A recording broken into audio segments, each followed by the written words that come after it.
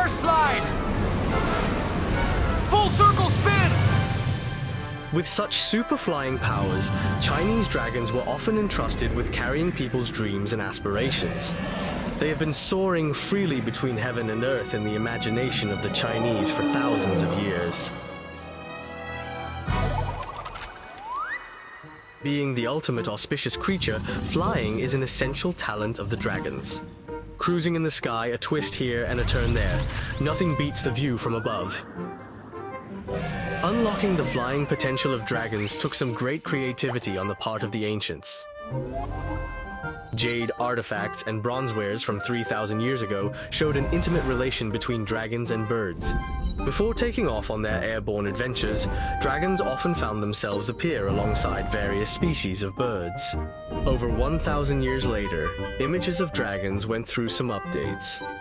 Not only did they borrow wings and feathers from birds, some have even grown bat wings.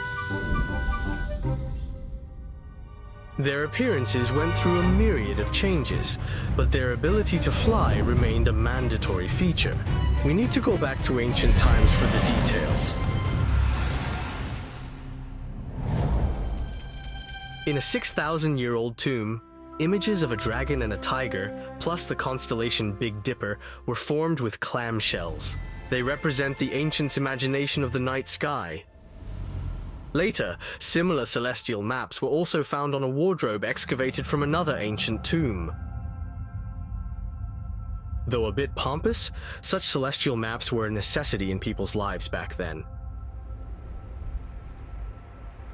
As human civilization evolved from primitive to agricultural, astronomy became a compulsory subject, as it provided timing for agricultural activities.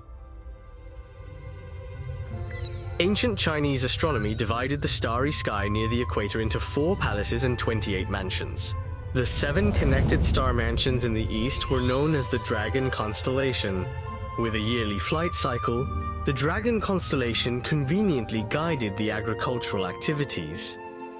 The folk saying the dragon raises its head on the second day of the second moon refers to the dragon horn star rising above the horizon, signaling the warming of the earth and the onset of the rainy season, perfect for planting crops. Then, the flying dragon in the sky emerges in midsummer. Around the time of autumn harvest, the azure dragon gradually descends from the western night sky.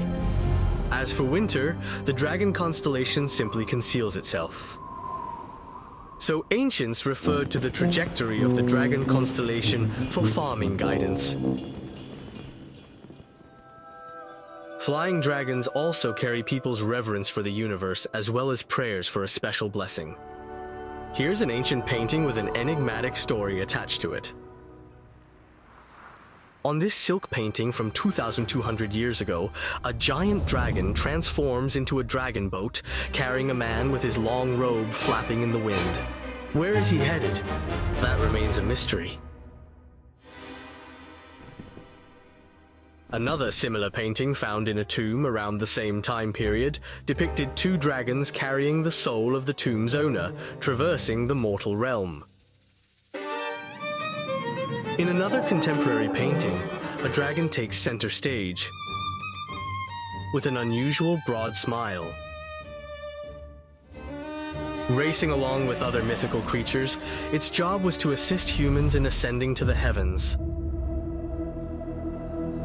Thousands of years have passed. The dragon constellation is no longer just an indicator for farming seasons, but also an embodiment for people's longings for a better life.